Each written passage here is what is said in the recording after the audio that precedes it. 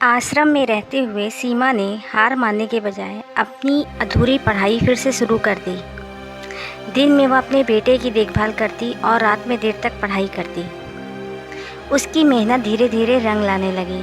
कुछ समय बाद उसे पास के एक प्राइवेट स्कूल में शिक्षिका की नौकरी मिल गई। नौकरी मिलने के बाद सीमा ने अपने बेटे का भी उसी स्कूल में दाखिला करा दिया। सुबह माँ बेटा साथ स्कूल जाते। बेटा अपनी कक्षा में पढ़ाई करता और सीमा बच्चों को पढ़ाती। इसी तरह दोनों का जीवन धीरे धीरे पटरी पर लौटने लगा।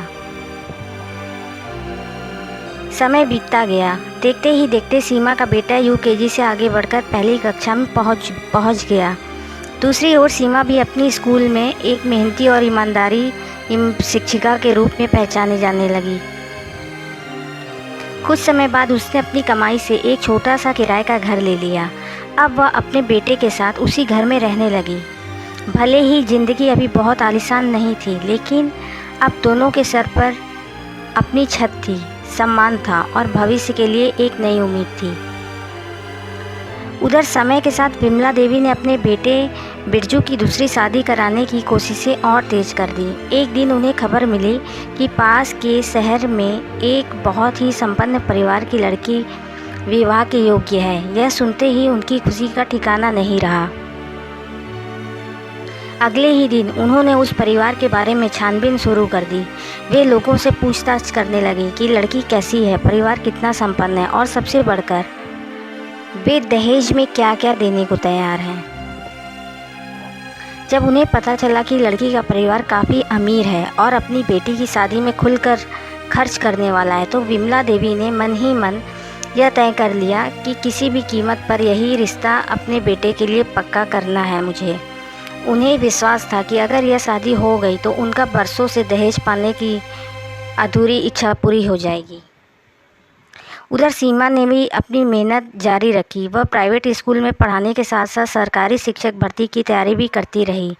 दिन में स्कूल की नौकरी और रात में पढ़ाई, यही उसकी दिनचर्या बन गई थी। कई महीनों की कड़ी मेहनत के बाद आखिर वह दिन भी आ गया जिसका उसे बरसों से इंतज़ार था।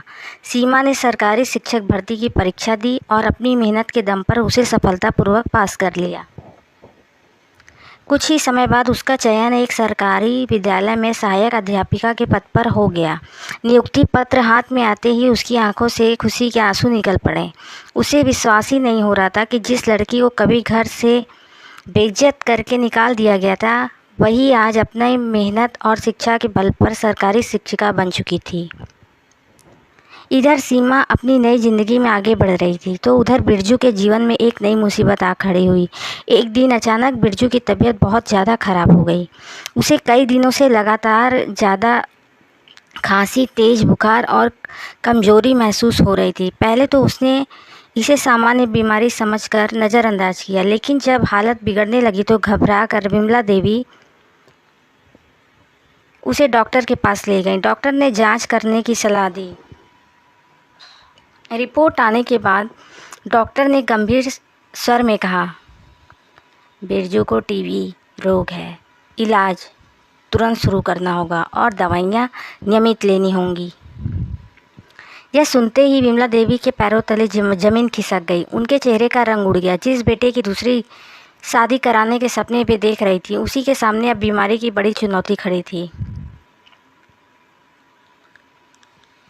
सबसे बड़ी चिंता उन्हें यह सताने लगी कि जिस अमीर परिवार से वे रिश्ता तय करने की सोच रही थी, अगर उन्हें बिरजू की बीमारी के बारे में पता चल गया तो वो कभी भी अपनी बेटी की शादी उसके साथ नहीं करेंगे।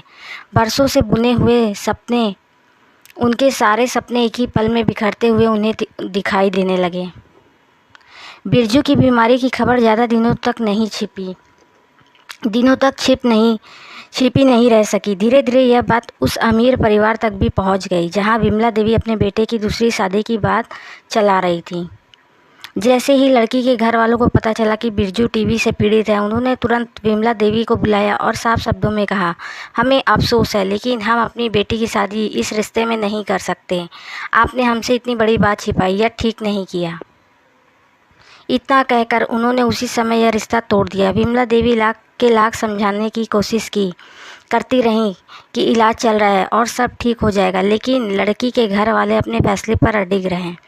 एक ही पल में विमला देवी के सारे सपने बिखर गए। जिस दूसरी शादी के सारे वे दहेज और दौलत के सपने देख रही थी, वह रिश्ता उनकी आंखों के सामने ही टूट गया।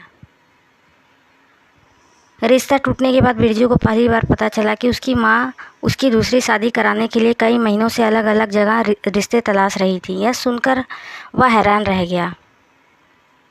उसे समझ नहीं आ रहा था कि उसकी पहली पत्नी सीमा को घर से निकले हुए ज़्यादा समय भी नहीं हुआ था और उसकी माँ दूसरी शादी कराने की इतनी जल्दी में क्यों थी। धीरे धीरे बिरजू के मन में कई सवाल उठने लगे। उसने सोचा, क्या माँ के लिए रिश्तों से ज़्यादा दहेज की कीमत है? क्या उन्होंने कभी यह जानने की कोशिश भी की कि सीमा आखिर कहाँ गई? अब पहली बार उसे अपनी माँ की बातों पर शक होने लगा। उसे याद आने लगा कि माँ हमेशा सीमा की शिकायत ही करती थी, जबकि सीमा कभी पलटकर किसी से कुछ नहीं कहती थी। उसी दिन से बिरजू के मन में अपनी माँ के प्रति नाराज़गी पैदा होने लगी। उसे महसूस होने लगा कि शायद लालच ने उसकी माँ से बहुत बड़ी गलती करवा दी है। अब वह चुपचाप हर बातों को ध्यान से देखने और समझने लगा। समय के साथ बिरजू की आंखों से धीरे धीरे पर्दा हटने लगा। उसे अपनी माँ की कई बातें याद आने लगी। अब उसे एहसास होने लगा था कि शायद सीमा कभी गलत थी ही नहीं। उसने बिना सच्चाई जाने अपनी पत्नी पर विश्वास करने के बजाय हमेशा अपनी माँ की बातों पर भरोसा किया था।